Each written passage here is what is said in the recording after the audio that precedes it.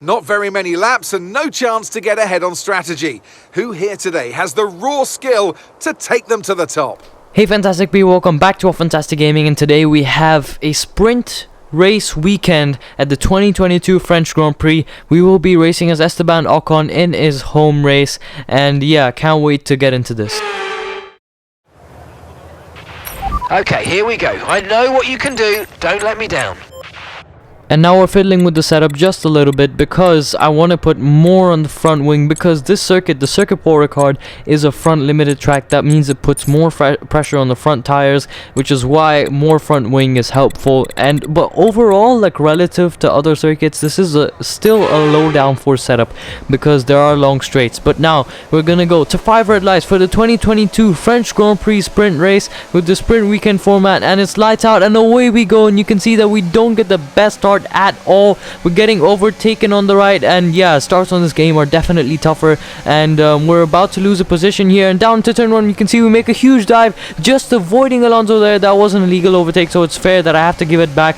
But then I lose another position to Bottas and another one to Tsunoda now, so I'm battling hard in this midfield. And around the outside we go into this at the end of the first sector. You can see that we're just barely staying on track. We went off track for a bit. We stayed ahead of Tsunoda, but we're still behind Bottas now, so this has not been the best start in any way. And you can see we're struggling so much for traction in this area, and yeah, it's just a really difficult area, which we will see later is also a big problem. But now we got both AlphaTauris on us. Yuki Tsunoda and the other home hero Pierre Gasly are both trying to overtake me. I'm in an AlphaTauri sandwich and into the chicane. You can see that we managed to stay ahead by late braking, and we've just, you know, maneuvered through the chicane and managed to stay ahead. And yeah, down into senior corner now. You can see that we are already 1 second behind Bottas, so we got a gap to kind of regain. You know, we got a lot of time that we got to regain. We've lost more time, around 3/10 to Bottas as we come to the end of lap number 1. You can see that we really have a lot of time to regain now, because I want to go further in this. You know,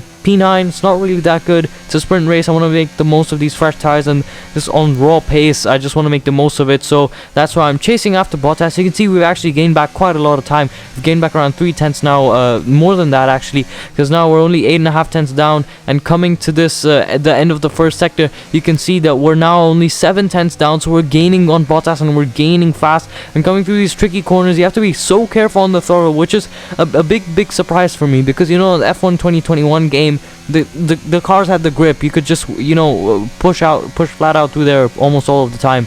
So it's a big difference in 2022 with because I have to, like, you know, take it a lot easier. You can see I cut the corner there. That's, yeah, I was not very confident in the car, still not able to get used to this car, which is why I ended up cutting corners like that. But you can see now we're right on the rear end of Bottas.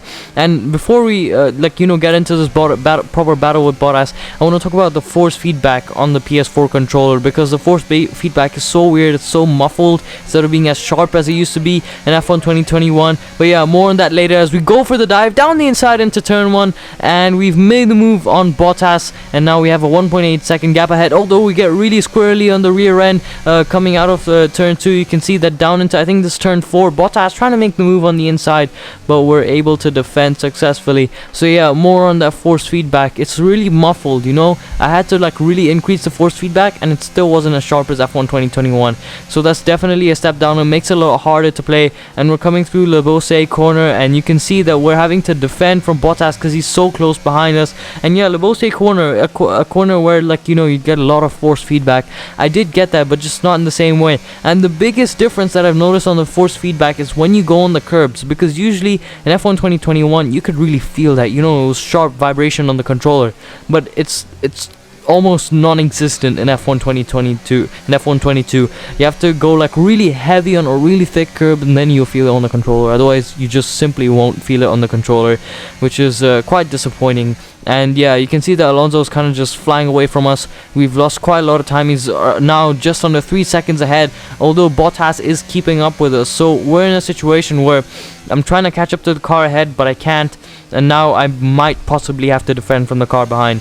So it's not an ideal situation, but as we go into the final lap of this sprint race, you can see that we're doing a lot better. We've created a 1.1 second gap to Bottas, but at the same time our teammate Fernando Alonso, who's the man in the same machinery as us, has kind of flown away, and he's created a huge gap, you can see, which goes up to 4.3 seconds by the end of the race. So that's not really a great sprint race for us. However, finishing P8, that is good, because now we're lining up alongside our teammate Fernando Alonso on the grid tomorrow in the next race for the Grand Prix, which is really which is still good. And yeah, we definitely made up, I think, a couple of places in the sprint race, so it's not horrible, but it could be better. And yeah, I just want to see this replay now of our overtake on Bottas that dived down into turn 1. You can see we just straight away went for it, and yeah, clearly ahead through turn 2. And you can see this is where we got squirrely on the rear end, and Bottas tried to pull alongside, but into turn 4 you can see I took a wider angle into the corner, so I could almost slingshot myself, whereas Bottas, he took a really tight angle into the corner, so that's not so good for him.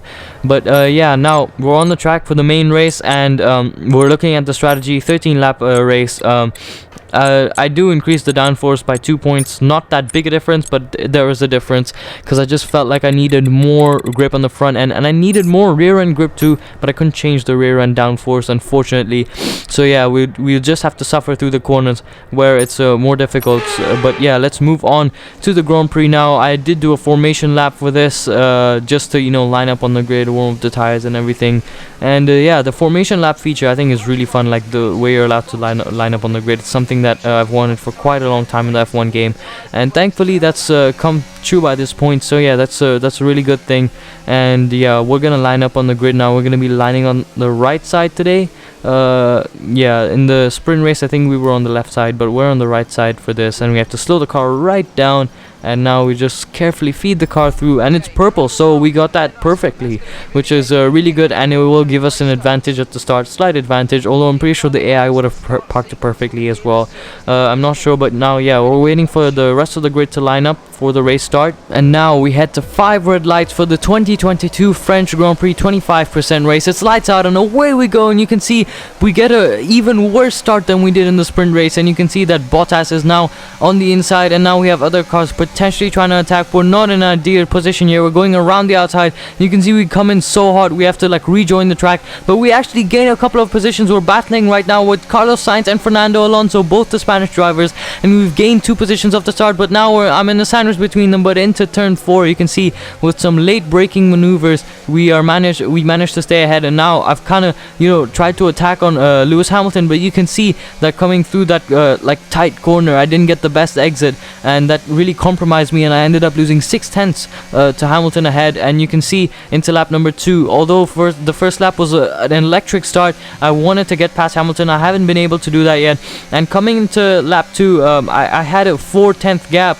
to Hamilton, which I kind of lost time, but then I gained that time back throughout the rest of the lap, because into lap number 3 you can see we're only 2/10 behind, right behind him, and you can see he locks up into turn 1, and through turn 1 we go and we take the position and we break into the top 5, which is a crucial overtake for us. That AI mistake coming through, and yeah, that's so unfortunate for Hamilton. You can see he locked up, and then I got so surprised that I kind of got a little bit unsettled. I came into the corner really hot and I made a bit of contact with him, but thankfully we don't get any warning, or we don't get in trouble for that, and it was just a very small like tap. But yeah, now we've broken into the top 5. That's a very major achievement, but now I can see Perez ahead, and I just have that hunger, you know, to get the position.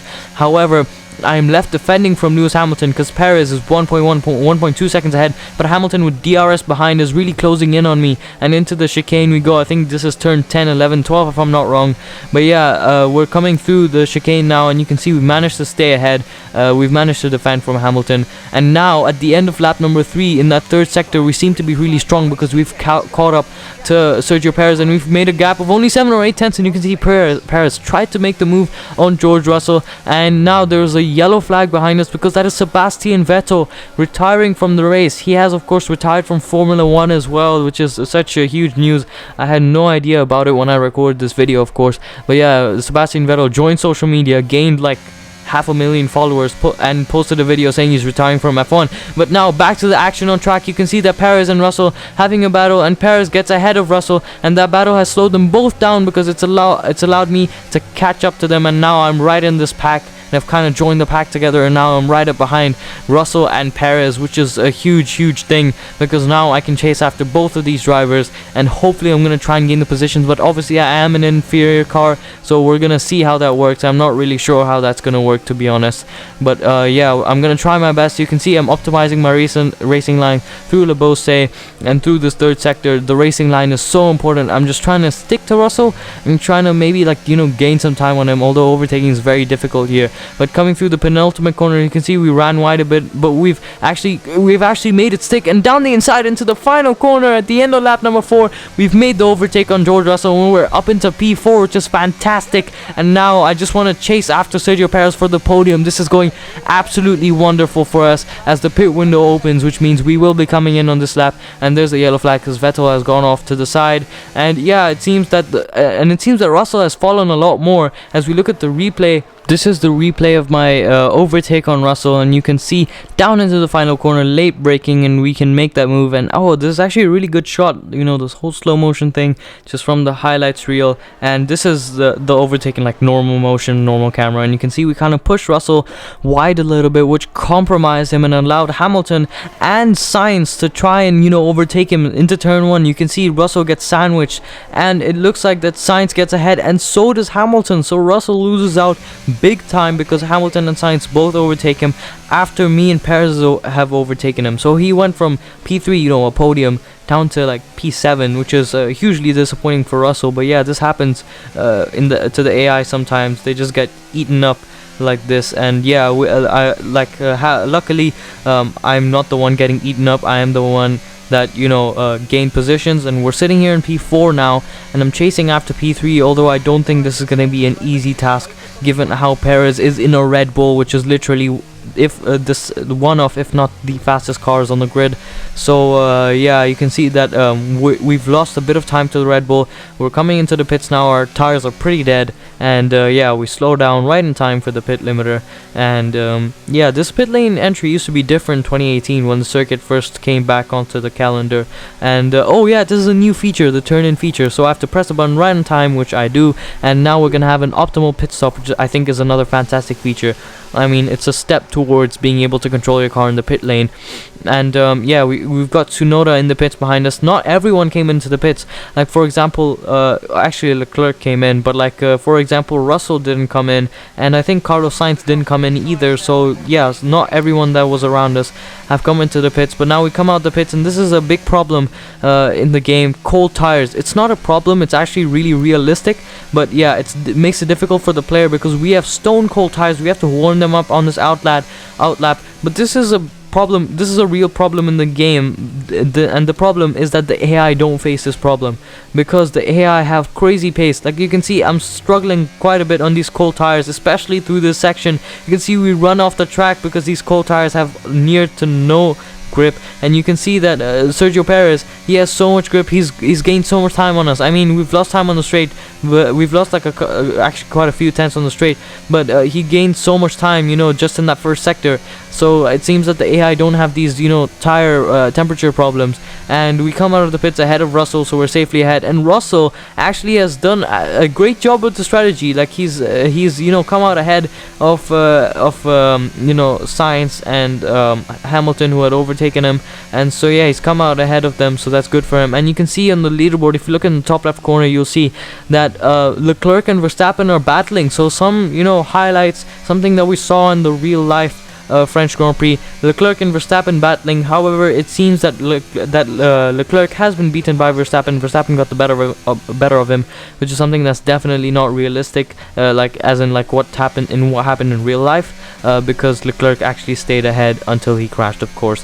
But yeah, now coming to the end of lap number 9 on to lap number 10, only 2.8 seconds between me and Perez. We had gained some time on him, but now you can see into lap number 11, Perez has gained that time back, and we've lost time. You can see our tires are worn, and I wanted to show this because that was a nice little drift we had there through that chicane. And yeah, we're losing a bit of time to Russell as well, so we're not doing exactly like too well in this race. I mean, P4, I was hoping to push for a podium, but at the same time, when you're driving an Alpine and you're competing with Sergio Perez for a podium, you know, podium's not very realistic target. So yeah, I'm although here in P4, I'm actually really happy because You know, we've done so well in this race and in the sprint race, and you can see towards in this final lap of the race, we actually were gaining a bit of time on Perez, but Perez once again in the second and third sectors gained that time back on us, and we ended with a 3.5 second gap, which I think is really good considering how much overpowered his car is compared to us. Russell actually gains a bit of time back, but we come home to finish this race in P4, which is absolutely fantastic. I mean, from my side, yeah, I can't believe we did so well in this race. You know, I didn't have much practice on the circuit. We get driver of the day. I think we deserve that. And yeah, after starting the sprint in P10 and yeah, finishing the weekend P4, I think that's a great result, and I'm really happy with this race. Fantastic win.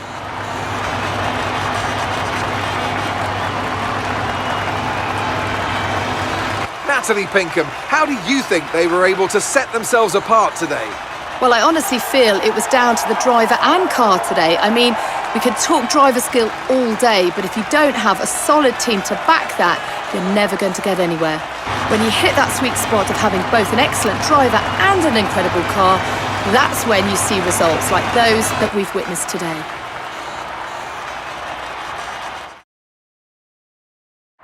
Here come today's winners. The team at Red Bull have done a phenomenal job recently, and it's clear to see that they've put in the work, and they should be so proud of the victory they've secured here.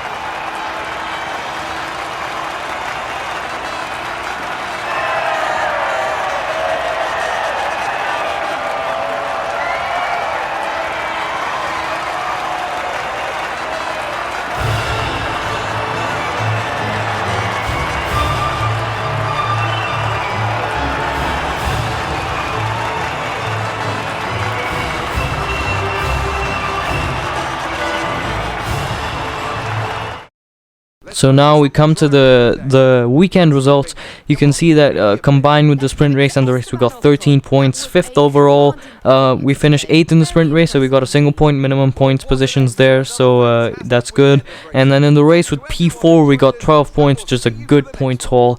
And yeah, so we finished with 13 points. We finished in P5 overall, which is really satisfying. And yeah, thank you so much for watching. I hope you enjoyed it as much as I did. This is F1ntastic Gaming. I'll see you in the next one.